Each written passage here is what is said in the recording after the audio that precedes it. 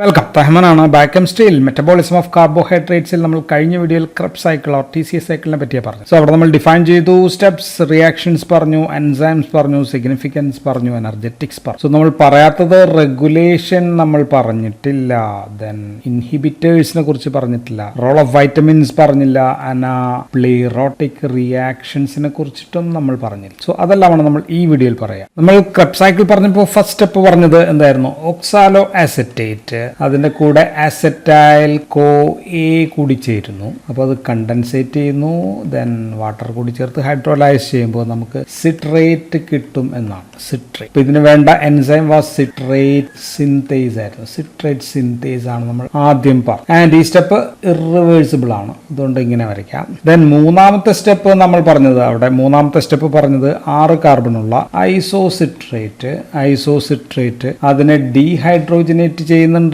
ഡീകാർബോക്സിലേറ്റ് ചെയ്യുന്നുണ്ട്. അപ്പൊ നമുക്ക് കിട്ടുന്നത് 5 കാർബൺ ഉള്ള ആൽഫ കീറ്റോ ഗ്ലൂട്ടറേറ്റ് ആണ് നമുക്ക് കിട്ടിയത്. ആൻഡ് ഈ സ്റ്റെപ്പും ഇറിവേഴ്സിബിൾ ആണ്, റെഗുലേറ്ററി റിയാക്ഷൻ ആണ്. എൻസൈം വാസ് ഐസോസിട്രേറ്റ്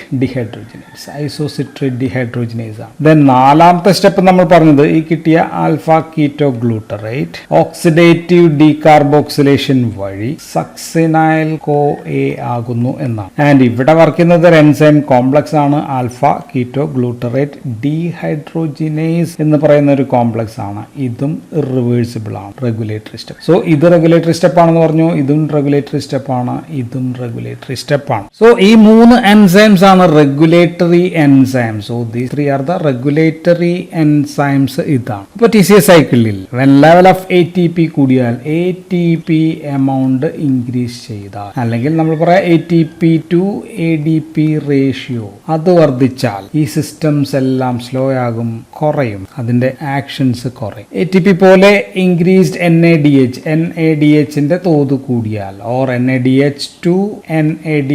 സോ NADHന്റെ അളവ് കൂടിയാലും ഈ സംഭവങ്ങൾ മൂന്നിന്റെയും പ്രവർത്തന ശക്തി കുറയും, or they will not express, they will be inhibited. തിരിച്ച് നേരെ ഓപ്പോസിറ്റ് ADP കുറയുകയാണ്, ATP കുറയുകയാണ്, അപ്പോൾ ADP കൂടുകയാണെങ്കിലോ NADH കുറയുകയും NAD+ കൂടുകയും ചെയ്തു കഴിഞ്ഞാൽ നേരെ ഓപ്പോസിറ്റ് ആയിരിക്കും. So these enzymes will be expressed more. എൻസൈമിന്റെ ആക്ഷൻ കൂടുതലായിരിക്കും. So they will be producing more, കൂടുതൽ TCA സൈക്കിളിനകത്തേക്ക് ആക്റ്റീവ് ആകും. സോ ഇതാണ് one regulation. So one is by ATP and second is by NADH, amount of NADH. So ഇത് മൂന്നുമാണ് ഈ enzymes. രണ്ടാമത്തെ റെഗുലേഷൻ പ്രൊഡക്റ്റ് റെഗുലേഷൻ ആണ്. So one is this and second is product regulation. Product regulation എന്ന് വെച്ചാൽ ഉണ്ടായ product അതിന്റെ എൻസൈംസിനെ തടയലാണ്. ഉദാഹരണം, സിട്രേറ്റ് കൂടിക്കഴിഞ്ഞാൽ അത് സിട്രേറ്റ് സിന്തേസിനെ തടയും. ആൽഫ കീറ്റോ ഗ്ലൂട്ടറേറ്റ് കൂടിക്കഴിഞ്ഞാൽ അത് ഐസോസിട്രേറ്റ് ഡിഹൈഡ്രോജനേസിനെ തടയും. സക്സിനൽ കോയ കൂടിയാലോ നേരെ ഓപ്പോസിറ്റ് ആൽഫ കീറ്റോ ഗ്ലൂട്ടറേറ്റ് ഡിഹൈഡ്രോജനേസിനെ കുറയും. സോ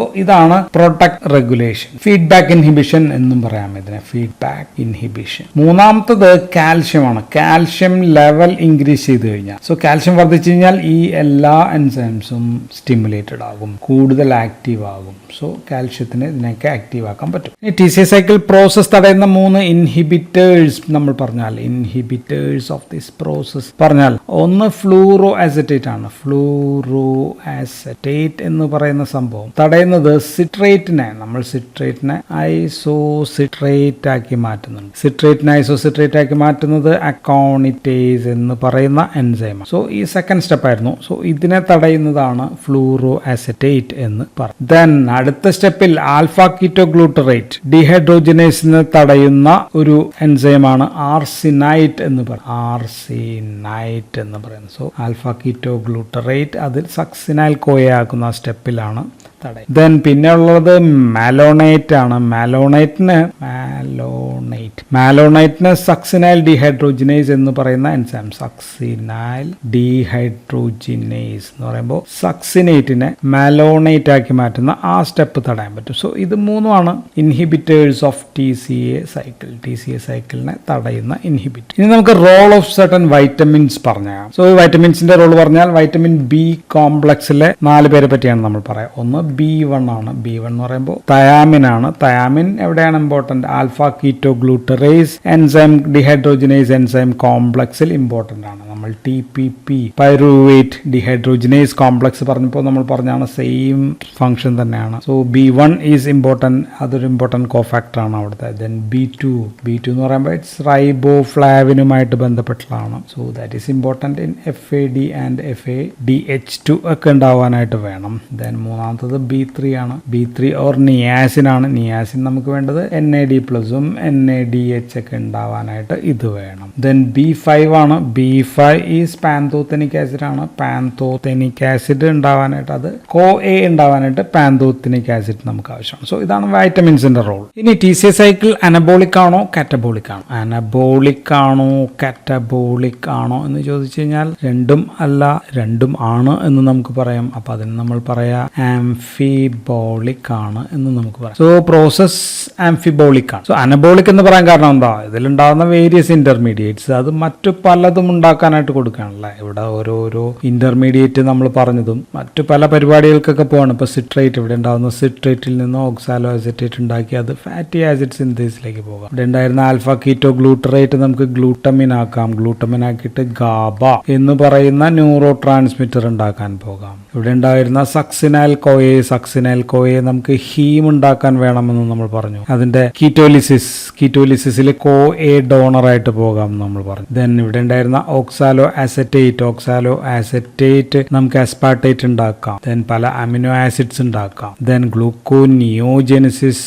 അതിന് ഉപയോഗിക്കാം. പിരിമിഡിൻ ഇത് ബയോപ്രിക്കേഴ്സർ ആയിട്ട് അസ്പാർട്ടേറ്റ് ആയിട്ട് പോകാം. ദെൻ കാറ്റബോളൈറ്റ് ആയിട്ട് പറയാൻ കാരണം CoA നമ്മൾ എന്താ ചെയ്യുക? CoA നമ്മൾ കാർബൺ ഡയോക്സൈഡും വാട്ടറും ആക്കി മാറ്റുകയാണ്, എനർജി ഉണ്ടാവുന്നു. സോ അപ്പൊ ഇത് രണ്ടും ഉണ്ട്. സോ ദിസ് ഇസ് ആംഫിബോളിക് ആണ് എന്ന് നമുക്ക് പറയാം. പിന്നെ എന്താണ് അനാപ്ലിറോട്ടിക് റിയാക്ഷൻസ് എന്ന് പറയാം. അനാപ്ലിറോട്ടിക് റിയാക്ഷൻസ് എന്ന് പറഞ്ഞു കഴിഞ്ഞാൽ നമ്മൾ പറഞ്ഞത് ഈ TCA സൈക്കിൾ ഇവിടെ ഉണ്ടാകുന്നത് പലതിന്റെയും ഇന്റർമീഡിയറ്റ്സ് ആണ്. സോ ഇതെല്ലാം sources or precursor of various pathway അല്ലെ. ഇവിടെ ഉണ്ടാകുന്ന ഒരു സാധനം വേരിയസ് അതർ പാത്വേയിലേക്കായിരിക്കും പോവുക. ഉദാഹരണം നമ്മൾ പറഞ്ഞത് ഇവിടെ ഉണ്ടാകുന്നത് സക്സിനൈൽ CoA എന്ന് പറയുന്നത് ഹീം ഉണ്ടാക്കാനായിട്ട് പോകാം. അസ്പാർട്ടേറ്റ് ഓക്സാലോ അസറ്റേറ്റ് ഉണ്ടാക്കാം. സോ ഇങ്ങനെയൊക്കെ നമ്മൾ പറഞ്ഞു. സോ അപ്പൊ ഇവിടെ ഉണ്ടാകുന്ന പലതും ഇവിടെ നിന്ന് നഷ്ടപ്പെടാൻ ചാൻസ് ഉണ്ട്. സോ ഇത് കൗണ്ടർ ബാലൻസ് ചെയ്യാം. ഈ ഇന്റർമീഡിയറ്റ്സിന്റെ എമൗണ്ട് ശരിയായി നിയന്ത്രിക്കാൻ അങ്ങനെ നടക്കുന്ന ഫില്ലിംഗ് ഓർ റീപ്ലെനിഷിംഗ് ഓർ നമുക്ക് ഇൻഫ്ലക്സ് റിയാക്ഷൻസ്. സോ ഇവിടെയുള്ള ഈ സ്റ്റെപ്പിലുള്ള ഓരോ സംഭവങ്ങളെയും നമ്മൾ കൃത്യമായ അളവിൽ നിയന്ത്രിച്ച് നിർത്താനായിട്ട് നടത്തുന്ന റിയാക്ഷൻസ്. സോ അതിനെയാണ് നമ്മൾ അനാപ്ലിറോട്ടിക് റിയാക്ഷൻസ് എന്ന് പറയും. ഉദാഹരണം പൈറുവേറ്റിൽ നിന്ന്, ഇവിടെയാണ് പൈറുവേറ്റ് നമ്മൾ പറഞ്ഞത്. ഇവിടെ ഓക്സാലോ ആസറ്റേറ്റ് ആയിരിക്കും. പൈറുവേറ്റിൽ നിന്ന് നമുക്ക് എന്തുണ്ടാക്കാം? ഓക്സാലോ ആസറ്റേറ്റ് ഉണ്ടാക്കാം. ദെൻ അസ്പാർട്ടേറ്റ് ട്രാൻസാമിനേഷൻ വഴിയും നമുക്ക് ഓക്സാലോ ആസറ്റേറ്റ് ഉണ്ടാക്കാം. ദെൻ പൈറുവേറ്റിൽ നിന്ന് നമുക്ക് വേണമെങ്കിൽ ഇങ്ങോട്ട് പോയി മാലിയേറ്റ് ഉണ്ടാക്കാം, മാലിക് എൻസൈം വഴി. ദെൻ ഗ്ലൂക്കോജനിക് അമിനോ ആസിഡ്സിൽ നിന്ന് നമുക്ക് ഇവിടെ ഫോർമേറ്റ് ഉണ്ടാക്കും. സോ വിവിധ അമിനോ ആസിഡ്സ്, ഉദാഹരണം ലൂസിൻ, വാലിൻ, മെത്തിയോണിൻ, അതിൽ നിന്നൊക്കെ സക്സിനൈൽ CoA ഉണ്ടാക്കാം. ഗ്ലൂട്ടമേറ്റ് ട്രാൻസാമിനേറ്റ് ചെയ്ത് കഴിഞ്ഞാൽ ആൽഫ കീറ്റോ ഗ്ലൂട്ടറേറ്റ് നമുക്ക് ഉണ്ടാക്കാം. സോ ഇങ്ങനെയൊക്കെ ഉണ്ടാക്കി കഴിഞ്ഞാൽ മറ്റ് പലവിധ അമിനോ ആസിഡിൽ നിന്നും നമുക്ക് വിവിധ ഇന്റർമീഡിയറ്റ്സ് ഒക്കെ കിട്ടുന്നുണ്ട്. ആൻഡ് ഇതുവഴി TCA സൈക്കിളിൽ വേണ്ട ഇന്റർമീഡിയറ്റ്സിന്റെ അതിന്റെ കോൺസെൻട്രേഷൻ മെയിൻറ്റെയിൻ ചെയ്യുന്ന റിയാക്ഷൻസിനെയാണ് നമ്മൾ അനാപ്ലിറോട്ടിക് റിയാക്ഷൻസ് എന്ന് പറയും. സോ ഇതൊരു സ്റ്റേബിൾ ആയിട്ട് എപ്പോഴും നടന്നുകൊണ്ടിരിക്കുന്ന ഒരു ആക്ഷൻ ആയിട്ട് നിലനിർത്താനായിട്ട് പറ്റും. So that's all about regulation and also something about Krebs cycle. So thank you for watching.